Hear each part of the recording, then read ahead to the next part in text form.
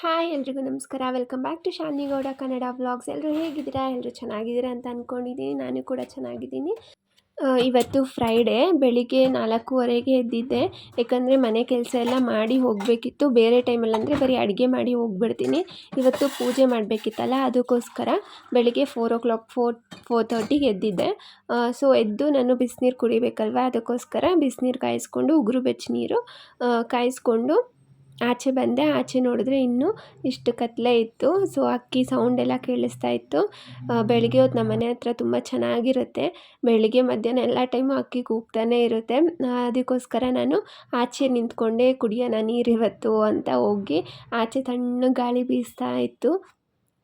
So ಅಲ್ಲೇ ಹೋಗಿ ಸ್ವಲ್ಪ ಹೊತ್ತು ನಿಂತ್ಕೊಂಡು ಆಮೇಲೆ ಮತ್ತೆ ಮೆಟ್ಲು ಮೇಲೆ ಕುತ್ಕೊಂಡು ನೀರು ಕುಡಿದೆ. ಬೆಳಿಗ್ಗೆ ಎದ್ರೇ ಎಷ್ಟು ಚೆನ್ನಾಗಿರುತ್ತಲ್ಲ ಆ ವಾತಾವರಣ, ತಂಪು ಗಾಳಿ ತುಂಬ ಚೆನ್ನಾಗಿರುತ್ತೆ ಬೆಳಿಗ್ಗೆ ಹೊತ್ತೆದ್ರೆ. ಬೆಳಿಗ್ಗೆ ಹೊತ್ತು ನಾನು ಯೂಶ್ವಲಾಗಿ 5 o'clock ಎದ್ದೇಳ್ತೀನಿ, 5:30 ಹಂಗೆ. ಸೊ ಅವಾಗ ಬರೀ ನನಗೆ ಅಡುಗೆ ಮಾತ್ರ ಮಾಡೋಕ್ಕಾಗುತ್ತೆ. ಅಡುಗೆ ಮತ್ತು ತಿಂಡಿ ಮತ್ತು ಸಾಂಬಾರು ಎರಡೂ ಮಾಡಬೇಕಂದ್ರೆ ಲೇಟ್ ಆಗುತ್ತೆ. ಇಲ್ಲ ಬರೀ ತಿಂಡಿ ಮಾಡಬೇಕು ಅಂದರೆ ಸ್ವಲ್ಪ ಬೇಗ ಆಗುತ್ತೆ. ಇವಾಗ ಮನೆ ಕ್ಲೀನ್ ಮಾಡೋಣ ಅಂತ ಮನೆ ಕ್ಲೀನ್ ಮಾಡೋಕ್ಕೆ ಸ್ಟಾರ್ಟ್ ಮಾಡ್ಕೊತಾ ಇದ್ದೀನಿ. ತಿಂಡಿ ಆಮೇಲೆ ಮಾಡೋಣ ಅಂತ ಅಂದ್ಕೊಂಡೆ. ಯಾಕಂದರೆ ಇವತ್ತು ಪುಳಿಯೋಗರೆ ಮಾಡ್ತಾಯಿದ್ದೀನಿ. ಫ್ರೈಡೇ ಹೊತ್ತು ಸ್ವಲ್ಪ ಈಸಿ ಅಡುಗೆ ಇಟ್ಕೊತೀನಿ. ಯಾಕಂದರೆ ಪೂಜೆ ಮಾಡಬೇಕಲ್ವ, ಅದಕ್ಕೋಸ್ಕರ ನೆನ್ನೆ ನೈಟೇ ಸಾರು ಮಾಡಿಬಿಟ್ಟಿದ್ದೆ. ಅದೇ ಮಧ್ಯಾಹ್ನಕ್ಕಾಗುತ್ತೆ ಅಂತ. ಸೊ ನೆನ್ನೆನೇ ಪ್ಲ್ಯಾನ್ ಮಾಡಿಕೊಂಡು ಸಾರು ಮಾಡಿದ್ದೆ ನೈಟು. ಇಲ್ಲಾಂದರೆ ನಾನು ಬೆಳಿಗ್ಗೆ ಸಾಂಬಾರು ಮತ್ತು ತಿಂಡಿ ಎರಡೂ ಮಾಡೋಕ್ಕೆ ನನಗೆ ಟೈಮ್ ಆಗೋಗ್ಬಿಡುತ್ತೆ. ಮನೆ ಕೆಲಸ ಮಾಡಿ ಪೂಜೆ ಎಲ್ಲ ಮಾಡೋಕ್ಕಾಗಲ್ಲ ನನಗೆ.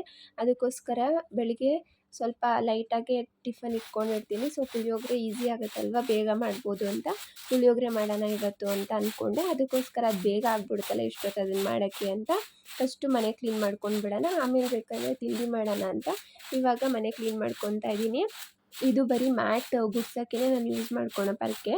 ಸೊ ಇದರಲ್ಲಿ ಗುಡಿಸಿದ್ರೆ ಚೆನ್ನಾಗಿ ಹೋಗುತ್ತೆ ಕಸ ಅಂತ ಇದನ್ನು ಪರಕೆ ಮ್ಯಾಟ್ ಗುಡ್ಸೋಕ್ಕೆ ಇಟ್ಕೊಂಡಿದ್ದೀನಿ. ಸೊ ಇವಾಗ ಮ್ಯಾಟೆಲ್ಲ ಗುಡಿಸ್ಕೊಂಡಾದ್ಮೇಲೆ ಇವಾಗ ಟಿ ವಿ ಯೂನಿಟ್ ಹತ್ರ ಎಲ್ಲ ಕ್ಲೀನ್ ಮಾಡ್ಕೊತಾ ಇದ್ದೀನಿ.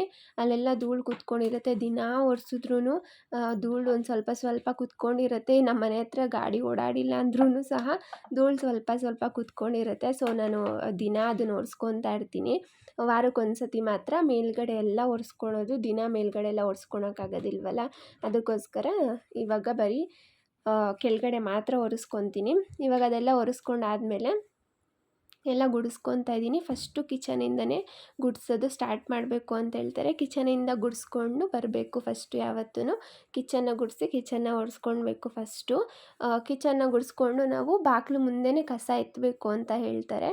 ಬಾಗಿಲು ಮುಂದೆ ಕಸ ತೆಗೆದು ಆಚೆ ಎತ್ಕೊಂಡು ಹೋಗಬೇಕು. ಸೊ ಫಸ್ಟು ನಾನು ಕಿಚನ್ ಗುಡಿಸ್ಕೊಂಡು ಬಂದುಬಿಡ್ತೀನಿ. ಆಮೇಲೆ ರೂಮ್ಗಳೆರಡು ಗುಡಿಸ್ಕೊಂಡು ಆಮೇಲೆ ಹಾಲ್ ಗುಡಿಸ್ಕೊಂಡು ಬರ್ತೀನಿ. ಇನ್ನೂ ಯಾರೂ ಎದ್ದಿರಲಿಲ್ಲ, ನಾನೊಬ್ಬಳೇ. ಸೊ ಏನೂ ಸೌಂಡ್ ಬರ್ತಾಯಿಲ್ಲ ನೋಡಿ.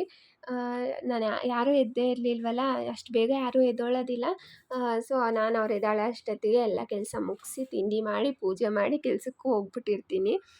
ಇವಾಗ ಒಳಗಡೆ ಎಲ್ಲ ಕ್ಲೀನ್ ಮಾಡ್ಕೊಂಡಾಯಿತು. ಒಳಗಡೆ ಎಲ್ಲ ಕ್ಲೀನ್ ಮಾಡಿದ್ಮೇಲೆ ಮೊದಲೇ ಆಚೆ ಕ್ಲೀನ್ ಮಾಡ್ಕೊಬೇಕು. ಆದರೆ ತುಂಬ ಕತ್ಲಿತ್ತು, ಅಷ್ಟೊತ್ತಿಗೆ ಕ್ಲೀನ್ ಮಾಡೋಕ್ಕಾಗಲ್ಲ ಅಂತ ಫಸ್ಟು ಮನೆ ಕ್ಲೀನ್ ಮಾಡ್ಕೊಂಬಿಡೋಣ, ಆಮೇಲೆ ಬೇಕಂದರೆ ಆಚೆ ಕ್ಲೀನ್ ಮಾಡಿದ್ರೆ ಆಯಿತು ಅಂತ ಫಸ್ಟು ಮನೆ ಕ್ಲೀನ್ ಮಾಡ್ಕೊಂಬಿಟ್ಟೆ.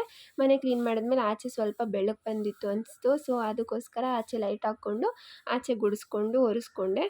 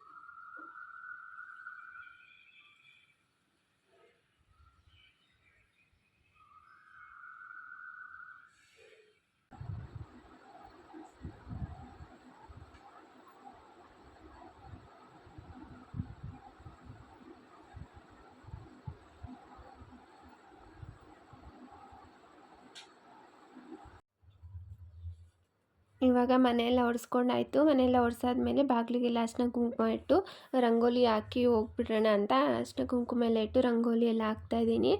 ಸೊ ಕೈಕಾಲು ಮುಖ ತೊಳ್ಕೊಂಡು ರಂಗೋಲಿ ಎಲ್ಲ ಇಡ್ತೀನಿ ನಾನು. ಸೊ ರಂಗೋಲಿ ಎಲ್ಲ ಹಾಕ್ಕೊಂಡು ಬಿಡೋಣ, ಆಮೇಲೆ ಟೈಮಾಗಿ ಹೋಗ್ಬಿಡುತ್ತೆ. ಟೈಮ್ ಆದರೆ ನೀಟಾಗಿ ರಂಗೋಲಿ ಹಾಕೋಕ್ಕಾಗೋದೇ ಇಲ್ಲ. ಬೇಗ ಬೇಗ ಹೆಂಗೆ ಬೇಕೋ ಹಂಗೆ ರಂಗೋಲಿ ಹಾಕ್ಬಿಟ್ಟು ಕೆಲ್ಸಕ್ಕೆ ಹೋಗ್ಬಿಡ್ಬೇಕಾಗತ್ತೆ. ಅದಕ್ಕೋಸ್ಕರ ಫಸ್ಟು ರಂಗೋಲಿ ಹಾಕೋಣ, ಫಸ್ಟ್ ರಂಗೋಲಿ ಹಾಕ್ಬಿಡೋಣ ಅಂತ ರಂಗೋಲಿ ಹಾಕ್ತಿದ್ದೀನಿ. ನನಗೆ ಶುಕ್ರವಾರದೊತ್ತು ಕಲ್ಲರ್ಸ್ ಹಾಕಿ ರಂಗೋಲಿ ಹಾಕಿದ್ರೆ ತುಂಬ ಇಷ್ಟ ಆಗುತ್ತೆ. ಸೊ ಅದಕ್ಕೋಸ್ಕರ ನಾನು ಕಲ್ಲರ್ ಹಾಕಿ ರಂಗೋಲಿ ಹಾಕ್ತೀನಿ. ಇವತ್ತೊಂದು ಚಿಕ್ಕ ರಂಗೋಲಿ ಹಾಕೋಣ ಅಂತ ರಂಗೋಲಿ ಹಾಕ್ತಿದ್ದೀನಿ. ಫಸ್ಟು ಅರಿಶಿನ ಎಲ್ಲ ಹಚ್ಚಿ ಅರಿಶಿನ ಕುಂಕುಮ ಎಲ್ಲ ಇಟ್ಟು ಸೊ ಹೊಸ್ಲಿಗೆ ರಂಗೋಲಿ ಬಿಟ್ಟು ಆಮೇಲೆ ರಂಗೋಲಿ ಹಾಕ್ಕೊತಾ ಇದ್ದೀನಿ.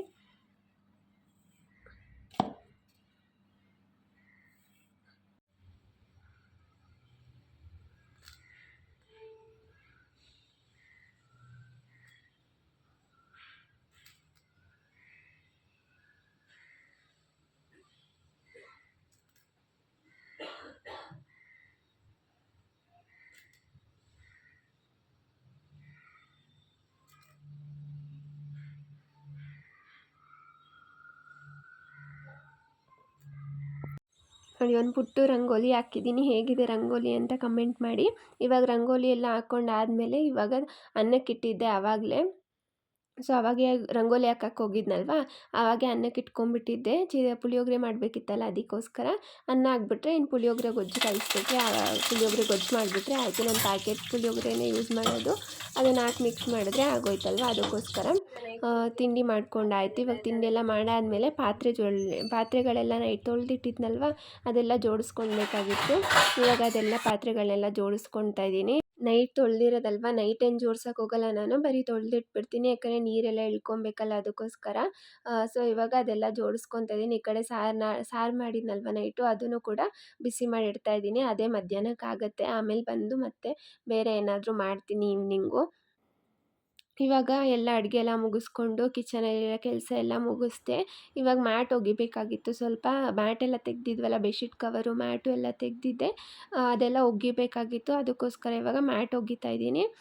ಮ್ಯಾಟೆಲ್ಲ ಒಗೆದಾದ್ಮೇಲೆ ನಾನು ಕೂಡ ಫ್ರೆಶ್ ಅಪ್ ಆಗಿ ಬಂದು ಇವಾಗ ಗ್ಯಾಸ್ ಸ್ಟವ್ಗೆಲ್ಲ ಅರಿಶಿನ ಕುಂಕುಮ ಇಟ್ಕೊಂಡು ಪೂಜೆ ಮಾಡಬೇಕು. ಫ್ರೈಡೆ ಗ್ಯಾಸ್ ಸ್ಟವ್ಗೆ ಅರಿಶಿನ ಕುಂಕುಮ ಇಟ್ಟು ಪೂಜೆ ಮಾಡ್ತೀನಿ.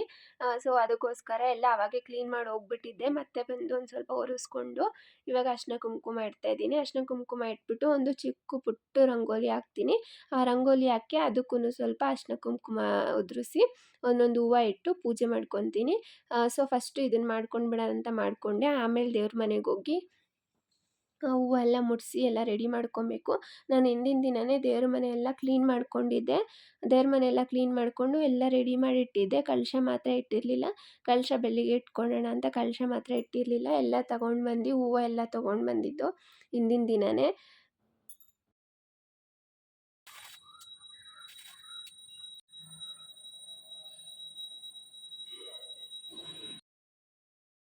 ಇನ್ನು ಇವಾಗ ಎಲ್ಲ ಕೆಲಸ ಮುಗೀತಲ್ವ, ಅಲ್ಲೆಲ್ಲ ಅರಿಶಿನ ಕುಂಕುಮ ಇಟ್ಕೊಂಡು ಬಂದೆ ಗ್ಯಾಸ್ ಸ್ಟವ್ಗೆ. ಇವಾಗ ದೇವ್ರ ಮನೆಗೆ ಬಂದೆ. ದೇವ್ರ ಮನೇಲಿ ಕಲಶಕ್ಕೆ ನೀರು ತುಂಬಿಸ್ಕೊಂಡು ಅರಿಶಿನ ಕುಂಕುಮ ಉದುರಿಸಿ, ಇದು ಜಾವದ ಪೌಡರು ಚಿಕ್ಕ ಬಾಟಲಲ್ಲಿ ಬರುತ್ತೆ ಅದನ್ನು ಕೂಡ ಉದುರಿಸಿ ಎಲ್ಲ ಎಲೆಗಳು ಇಟ್ಕೊತಾ ಇದ್ದೀನಿ. 5 ಎಲೆಗಳು. ಆ ಎಲೆ ಎಲ್ಲ ಸಿಕ್ಕಿಲ್ಲ ಅಂದರೆ ನಮ್ಮ ಮನೆ ಹತ್ರನೇ ದಾಸವಾಳದ ಎಲೆ ಇದೆ, ನಾನು ಅದನ್ನೇ ಇಟ್ಬಿಡ್ತೀನಿ. ಅದು ಇನ್ನೂ ಚೆನ್ನಾಗಿರುತ್ತೆ. ಸೊ ಎಲೆ ಎಲ್ಲ ಚೆನ್ನಾಗಿರೋದು ಬಂದಿದ್ದು, ಅದಕ್ಕೋಸ್ಕರ ಎಲೆ ಇಟ್ಕೊತಾ ಇದ್ದೀನಿ. ಎಲೆ ಇಟ್ಕೊಂಡು ಎಲೆಗೂ ಕೂಡ ಅರಿಶಿನ ಕುಂಕುಮ ಇಟ್ಕೊತಾ ಇದ್ದೀನಿ. ಅಲ್ಲಿ ಎಲೆಗೆಲ್ಲ ಅರಿಶಿನ ಕುಂಕುಮ ಇಟ್ಕೊಂಡಾದ್ಮೇಲೆ ಇವಾಗ ತೆಂಗಿನಕಾಯಿ ಇಟ್ಕೊತೀನಿ. ತೆಂಗಿನಕಾಯಿ ಏನು ಚೇಂಜ್ ಮಾಡಿಲ್ಲ, ಹಳ್ಳಿ ತೆಂಗಿನಕಾಯಿ ಇದು. ತೆಂಗಿನಕಾಯಿ ಇಟ್ಕೊಂಡು ಅದ್ರ ಮೇಲೆ ಬಳೆ ಇಡ್ತೀನಿ.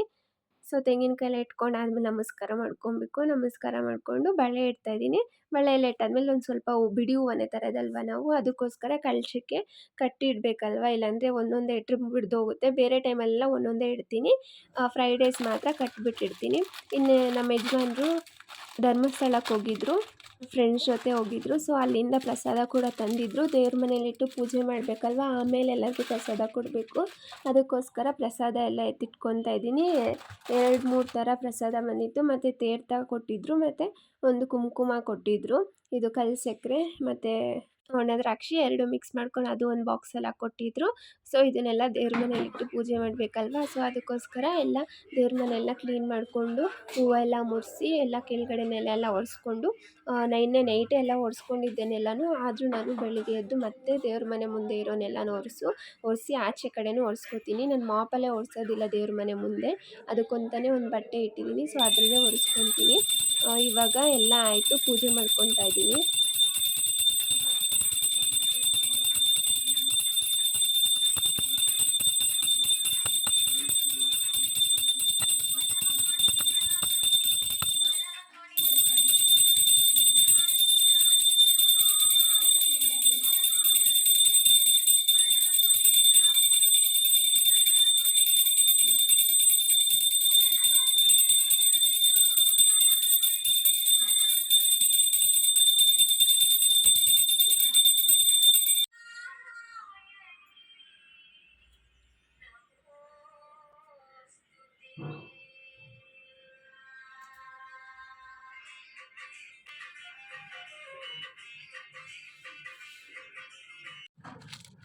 ಇವಾಗ ಪ್ರಸಾದಗಳೆಲ್ಲ ನಮ್ಮ ಸ್ಕೂಲ್ಗೆ ಎತ್ಕೊಂಡೋಗಲ್ಲ, ಟೀಚರ್ಸ್ಗೆಲ್ಲ ಕೊಡೋಣ ಅಂತ ಎಲ್ಲ ಪ್ರಸಾದನೂ ಒಂದೊಂದು ಬಾಕ್ಸಿಗೆ ಹಾಕ್ಕೊತಾ ಇದ್ದೀನಿ.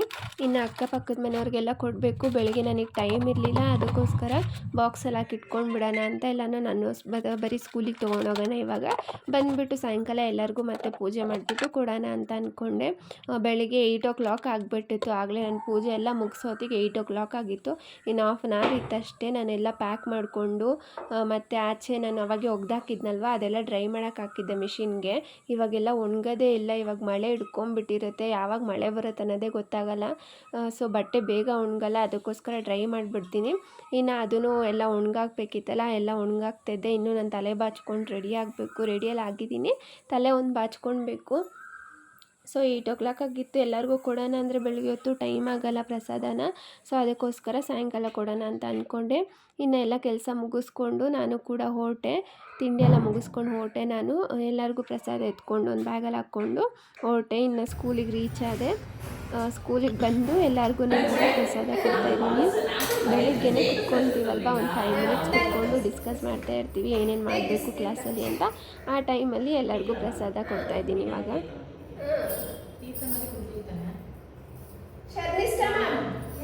ಲಕ್ಷ್ಮಿ ಬಾಯಿಲಿ ಬಾಯಿಲಿಯಾ ಎಲ್ಲ ಸುಮ್ಮನೆ ಬಾಯಿಲಿ ಬಾಯಿಲಿನ ವಾನಂತಮ್ಮ ಬಾಯಿಲಿ ಬಾಯಿಲಿ everyone should finish everything.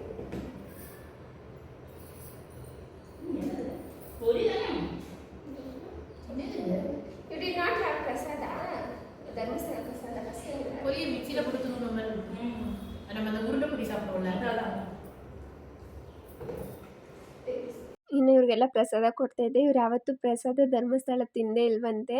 ಇನ್ನು ತೇರ್ತಾ ಕೊಟ್ಬಿಟ್ಟು ಪ್ರಸಾದ ಎಲ್ಲ ನೀವೇ ಎತ್ಕೊಳ್ಳಿ ಅಂದರೆ, ಇಲ್ಲ ನೀನೇ ಕೊಡಬೇಕು ಅಂತ ಹೇಳ್ತಾಯಿದ್ರು. ಅದಕ್ಕೋಸ್ಕರ ಅವರಿಗೆ ನಾನೇ ಪ್ರಸಾದ ಕೊಡ್ತಾಯಿದ್ದೆ. ಇನ್ನು ಮಿಕ್ಕಿದ ಮ್ಯಾಮ್ಗೂ ಕರೆದು ಕೊಟ್ಟೆ. ಇನ್ನೂ ಆಂಟಿ ಬರಬೇಕಿತ್ತು, ಇನ್ನೊಂದು ಮ್ಯಾಮ್ ಬರಬೇಕಿತ್ತು.